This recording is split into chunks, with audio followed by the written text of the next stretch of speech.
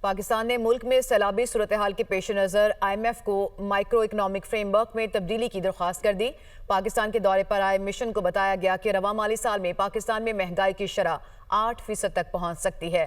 اسلام آباد سے یہ خصوصی رپورٹ دیکھیے۔